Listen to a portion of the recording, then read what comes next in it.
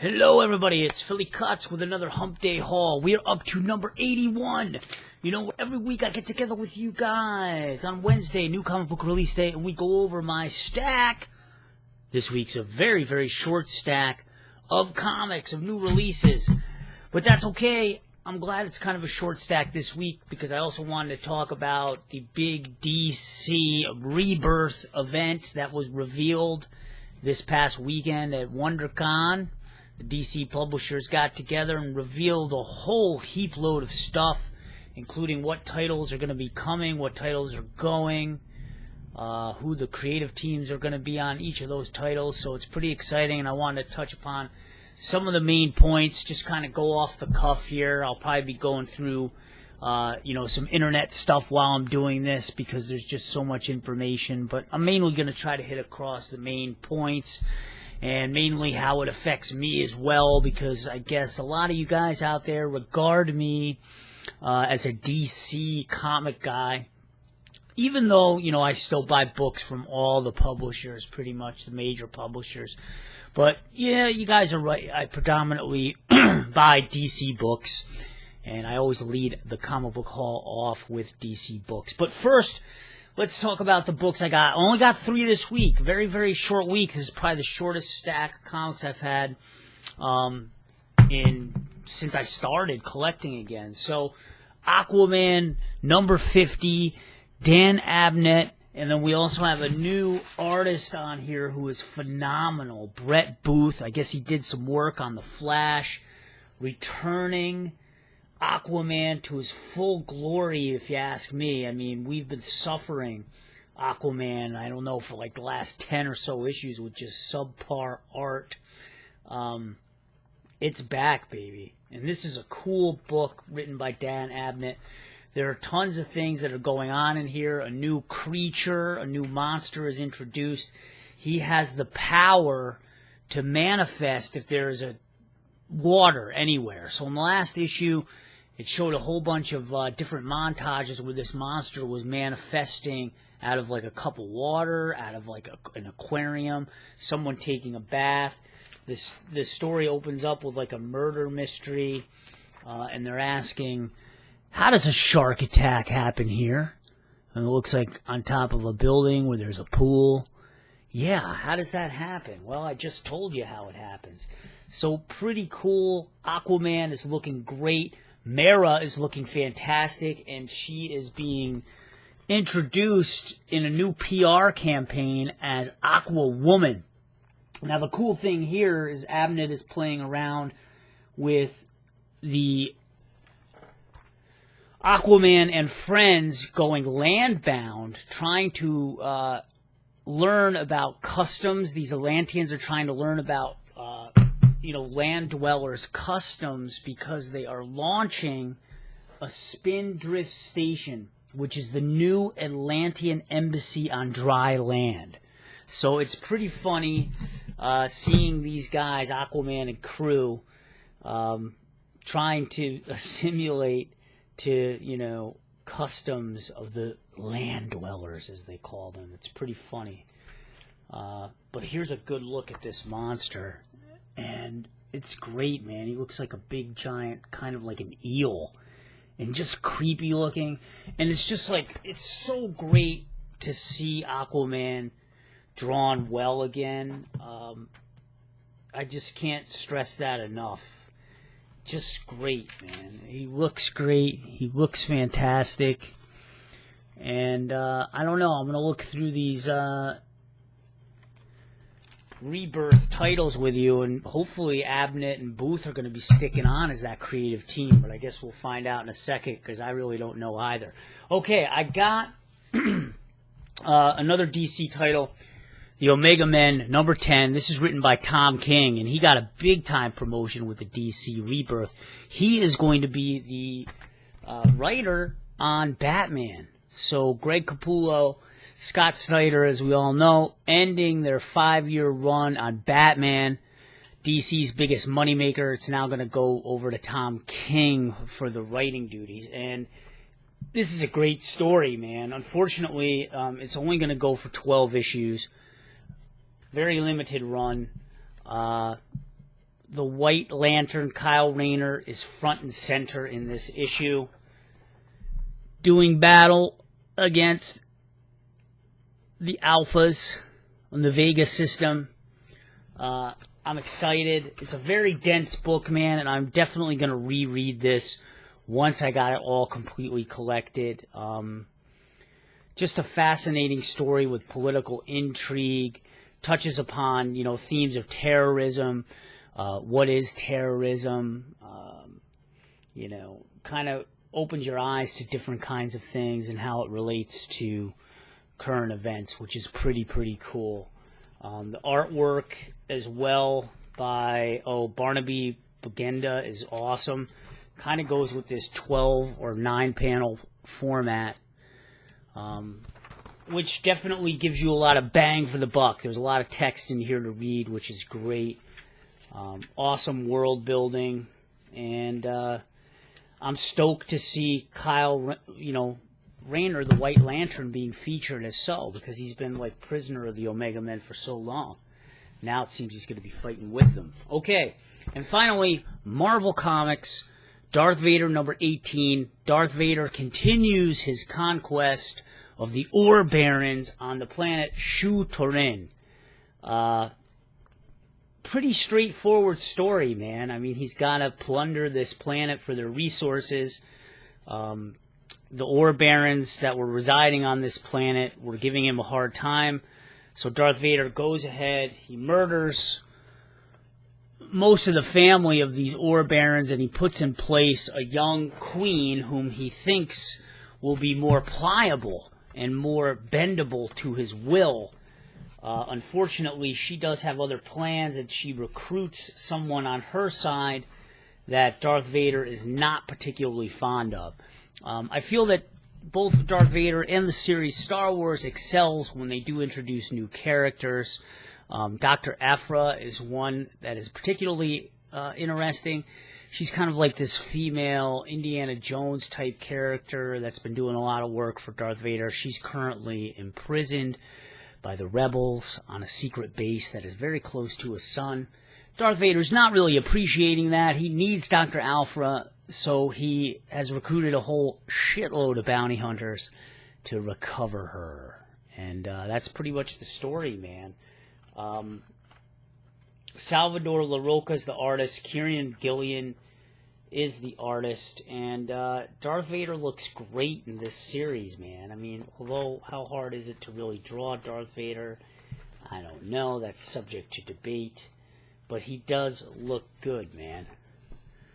There he is, kind of getting into lightsaber battle. All right, so, like I said, DC Rebirth, some things that I wanted to talk about. So it's going to kick off in June, and there's going to be, well, first of all, let me read you the mission statement, okay? This is what co-publisher Dan Dido said at WonderCon, because a lot of people are wondering, what the hell is Rebirth? You know, is it a hard reboot? Like it was at New 52? Is it just like a minor revamp? You know, what the hell is this? And I still don't really know. But this was the mission statement that Dan Dido gave at WonderCon. Rebirth is designed to bring back the best of DC's past, embrace the stories we currently love, and move the entire epic universe into the future. We are returning to the essence of the DCU. With Rebirth, we are putting the highest priority on direct market, and we will continue to create and cultivate new opportunities for retailers to thrive and prosper, grow readers, fans, and customers. So I don't know. I guess it sounds like that they're going to be returning back to stuff of old, maybe some of the stuff that New 52 threw out. They may be, you know, recovering there. You know, maybe they threw out too much of the baby with the bathwater on that, but that's kind of how I'm interpreting that. To be honest, I found that a lot of the New 52 stuff was pretty interesting. You know, I kind of, this whole Superman, this whole Truth Saga kind of grew on me. Kind of liked that Superman's identity was revealed and all the hardship that he was facing with that, all the fallout that he was facing with that. He also became severely depowered. Lost the majority of his superpowers. We saw an introduction of a new superpower, the solar flare. So I thought that was pretty interesting. Batman 2, we saw in the Super Heavy story that just wrapped up, that Commissioner Gordon became Batman because after a big super battle that Batman had with the Joker, he ended up losing his memory and not recalling anything about being Batman. Bruce Wayne was kind of a clean slate, a tabula rasa, so you will, which was interesting, and I'm kind of disappointed that that ended and isn't going to be continued in any of these new books from what I understand. I kind of was hoping for sort of like a Commissioner Gordon Batman showdown or something, you know, something that would really explore that. And then, of course, the other big title that I was getting was Green Lantern. He had gone rogue because all the members of the Green Lantern Corps had been transported to another time and another universe. And they've been completely separated from one another, but I guess that's going to go all out the window because there is going to be a title, Hal Jordan and the Green Lantern Corps. So, just from the titles that I was getting, you know, the main titles, some really interesting stuff that kind of grew on me. You know, I was kind of starting to dig Green Lantern with the long hair and the trench coat, you know, with his new crew, which just totally seems disbanded now at this point. So, I don't know. I think it was a lot of be careful what you wish for with this whole thing. Especially with Superman, you know, common complaint, oh, Superman is just too powerful, you know, he just kicks ass. And then, you know, once he gets depowered and going through all these issues, you know, a lot of people started crying about it.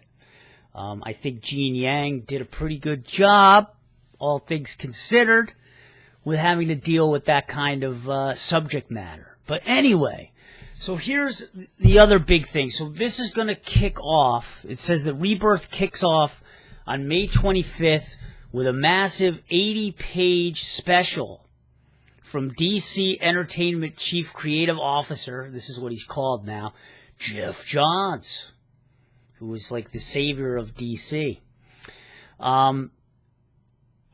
Even though it has this high of a page count, it says that DC is going to keep this book priced at $2.99. I'm like, holy cow!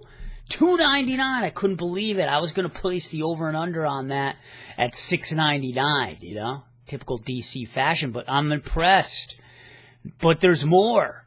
It was revealed earlier, I guess a couple days ago, that this 80-page book is going to reveal the secret origin of the Joker. Now, what is this going to do? Is this going to please people? Is this going to upset people? I mean, I know that a lot of people like that there's no definitive Joker story, although I don't understand because I always thought the Killing Joke, Grant Morrison kind of gave us a origin story that was completely plausible. But I don't know, is that going to upset a lot of people? Because I guess the mystery and a lot of the horror that is the Joker is that we don't exactly know who he is. That he is just the embodiment of like pure evil, right? That, we can't really give a face to that because it may humanize him and may get the reader to feel sympathy for him. Or, you know, I say, why is that bad? You know, I think that sometimes some of the best characters, even the evil characters, are the ones that you could kind of paint a face to and maybe give reasons to. So, you know, I wouldn't be totally against that. And especially if Scott Snyder's writing it, I have some faith that maybe he'll be able to do that. So that was one of the big things. Now, Batman, like I said, no longer going to be done by the creative team of Capullo and Scott Snyder. That's going to go over to Tom King. Now, let me see here. There's a whole bunch of other stuff going on, too. DC Detective Comics now is going to be like a team book. Which is interesting, and I don't know, I might dump that. I don't know if I'm really interested in like a whole Bat team group. It's going to be written by James Tynion, who I like, and it's going to co-star Batman and Batwoman will co-star as partners, training younger Gotham vigilantes Red Robin, Spoiler, and Cassandra Cain in a never-ending battle against crime. New artist in this will be Hope Larson, an Eisner and Ignatz award-winning illustrator. So, interesting. I don't know what to think there. Scott Snyder will stay on Batman in some capacity. There's going to be a title called Batman All-Star, and this is pretty weird. He's going to be on a road trip with Two-Face, I guess, across the country. The reason for this has not been explained, and every 2 issues featuring a different antagonist. Snyder says he'll be using the series as an opportunity to put his own spin on members of Batman's rogue gallery, which will be interesting. It'll be interesting to see Scott Snyder's take on that. And on the cover here, I'm looking at it, and you can see Mr. Freeze. You can see Catwoman, who lost her title, by the way, which I'm pretty disappointed about. With all the work that Janine Valentine did, which I was kind of in a love-hate relationship, Catwoman as Mafia boss. It looks like there's no plans for her in this new DC Rebirth. And then there's going to be some other Batman titles as well. Gotham Academy next semester. I believe Batgirl is going to have her own comic again. And that looks about it. But I think I'm going to read through the whole list of releases because it's pretty interesting. Now, most of these new titles, too, are going to get a DC Rebirth one-shot as well, which should be pretty interesting. Another big announcement, too, is that Greg Rucka is going to return on Wonder Woman. And that's slated to be twice a month, which I'm going to talk about, for 6 months. Are they going to be able to keep that kind of production up is what I'm wondering. How do they plan on doing this? But that's the big thing that I want to talk about, too, is that DC, is planning for 17 of these new books that are coming out. The big titles, the major titles, so your Batmans, your Supermans, your Green Lanterns, your Wonder Woman, your Flash. They're going to be bi-monthly, man. They're going to be coming out every 2 weeks, which just seems like a lot, man, especially for someone like me who does collect so much DC. I'm just wondering, how is the math going to crunch out for me? Now, Dido said that, we're doing this to adapt to, customers' reading habits. We know that readers want to read stuff, they want to binge read, and they want stuff to come out more quickly. People are watching, Netflix and binge watching shows, so we're trying to cater to that. And to help that reader out, we're going to lower the price of these books by $1. So all these are going to be priced at $2.99. But what I have to wonder is, knowing DC, knowing, how often they do crossovers and tie-ins, how often, they add 10 pages to a book and then raise the price by $1. How much of that type of shenanigans is going to happen, man? And I just know DC now from collecting for almost 2 years, getting back into collecting, that they do it a lot, man. They abuse it. I almost feel like it's an abusive thing that they do to us. And I'm just wondering, how am I going to keep up with this? Now, I guess because a lot of the titles that I'm collecting are going to be canceled, so there's no more Sinestro, which I'm very disappointed about. And actually, Cullen Bunn, who wrote a bunch of books for DC during New 52, he seems notably absent from anything here. We got Catwoman is going to be gone, Omega Men is going to be gone, Swamp Thing is going to be gone. So I don't know, maybe if with that, I'm going to be able to, recover financially from it. But, Wonder Woman, I'm really looking at, with Rucka coming back, I'm really interested in that. But I just feeling like I'm going to have to make some sacrifices, and I'm going to have to do a lot of thinking, and I'm going to have to be thinking about, maybe the time to start really trade waiting on books and then ordering them online, you know, for half price is going to have to be a more plausible option for me, because, you know, bi-monthly books for the majority of titles on this, and all the heavy hitters are getting bi-monthly books. I don't know. I don't know if I'm going to be able to do it, man. So I'll have to see. So these are some of the really big points that have come out and that are happening here. Also, it says goodbye to DCU. Many DCU titles like We Are Robin, Black Canary, Hellblazer, but that is going to be just retitled again. Constantine is coming back. Midnighter and Dr. Fate are ending next month. The incredible popular Burnside era of Batgirl is going to be gone. I guess she's going to be... I've heard rumors, or some report came out that Batgirl might be doing like a road trip to receive some training over in Asia somewhere. So that should be pretty interesting. So kind of put one of the Bat team in an international setting. Seems pretty cool. And again, they mentioned, like I said, Genevieve Valentine is going to be absent.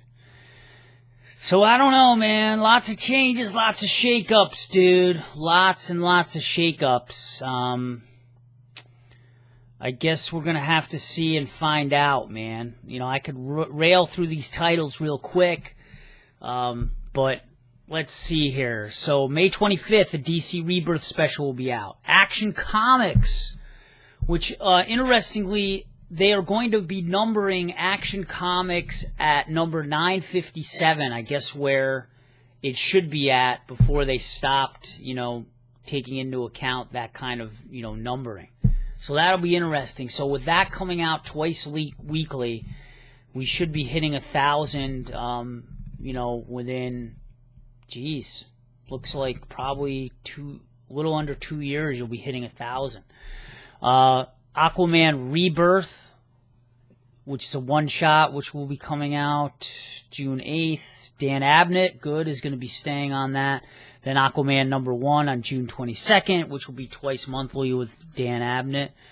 Brad Walker will be doing that as well. Batman Rebirth, one-shot by Tom King, Scott Snyder, Mikkel Janin. Batman #1 will be coming out June 15th, twice monthly. Detective Comics number 934, again, doing that old-school numbering, twice monthly, written by James Tynion. Flash Rebirth #1 on June 8th. Flash #1, June 22nd. That will be twice monthly. Written by Josh Williamson. I haven't seen him in any DC titles yet. He does a great job on Birthright. Green Arrow #1. That'll come out June 1st. Green Arrow #1, the regular series, June 15th. That also will be twice monthly. Green Lantern's Rebirth #1. June 1st, one shot. Jeff Johns. Stan Humphries, and artist Ethan Van Sciver, who is a tremendous artist for Green Lantern. Then Green Lantern's #1, June 15th, twice monthly. Sam Humphries, wow. No Venti, or Venditti. Superman Rebirth #1, June 1st, one shot. Peter Tomasi, Pat Gleason. Superman #1, twice monthly. Peter Tomasi, Pat Gleason. Titans Rebirth #1, written by Mr. Dan Abnett and Brett Booth. Wow. Wonder Woman Rebirth #1, June 8th, Greg Rucka, Phil Winslow. Wonder Woman #1, June 22nd, twice monthly, Greg Rucka, Liam Sharp. July, we'll have Batgirl, monthly, Hope Larson, Raphael Albuquerque. Batgirl and the Birds of Prey Rebirth, one shot, Julie Benson, Sean Benson. This all comes out in July. Hal Jordan and the Green Lantern Corps. So reunited, feels so good. One shot, Rob Venditti. Okay, that's where he's going. And Ethan Van Sciver. And then Hal Jordan and the Green Lantern Corps #1, twice monthly, Rob Venditti, Ethan Van Sciver. Hellblazer Rebirth #1, one shot, Simon Oliver. Justice League Rebirth #1, one shot, Justice League #1, twice monthly, Brian Hitch, Tony Daniel. Nightwing Rebirth #1, Tim Seeley, Javi Fernandez. Nightwing #1, twice monthly. Let me just go through these. Red Hood and the Outlaws Rebirth #1, one shot. The Superman, this is interesting. That will be coming out monthly. That's going to be written by Gene Yang, and it's going to feature an Asian Superman. So I know that Gene Yang has won a lot of awards, you know, featuring like the Asian American experience, I believe. So that will be interesting. Titans #1, Dan Abnett. That will be monthly. In August, we're going to have All-Star Batman, which is going to be monthly. Okay, good. Batgirl and the Birds of Prey, which will be monthly. Blue Beetle returns. Rebirth #1, one shot. Cyborg Rebirth #1, Cyborg. I'm not sure how many African-American superhero characters there are going to be with this whole DCU. I don't think too many. Deathstroke Rebirth #1.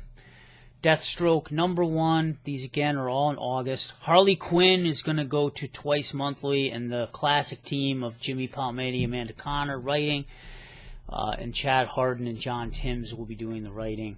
Hellblazer #1, that will be monthly. Suicide Squad Rebirth, the one-shot. Red Hood and the Outlaws, which will be monthly. Suicide Squad #1, twice monthly, written by Rob Williams. Jim Lee, Philip Tan. Supergirl returns. Supergirl Rebirth, one shot. Superwoman #1, it will be monthly. Trinity Rebirth #1, I'm not sure what that is. Francis Manipul, looks like a comic featuring Wonder Woman, Batman, and Superman. And then September, we'll have Batman Beyond Rebirth. The Blue Beetle regular series starts monthly. Justice League America, twice monthly. Super Sons, which looks like it features some sort of offspring of Superman and Batman, starts, and it's monthly. Supergirl #1 starts monthly. Teen Titans Rebirth #1, one shot. Trinity #1, monthly. And then October, Batman Beyond #1, monthly. And Teen Titans #1, monthly. So, yeah, lots of stuff. And I think I'm going to end it here, but I would like to know, what do you guys think, man? What do you think of all this? Is this going to attract you back to DC? So many questions to be answered. And I don't know, man. I have a lot of mixed feelings. You know, I'm not happy about the financials. I got to do some number crunching and figure out what I'm gonna do. You know, I'm sad that a lot of my books, some of my favorite books, are leaving. I'm really disappointed about Sinestro not surviving the cut, because I really thought they were starting to make some interesting things about that. So let me know what you guys think, man. What do you think about the Joker being revealed, the backstory?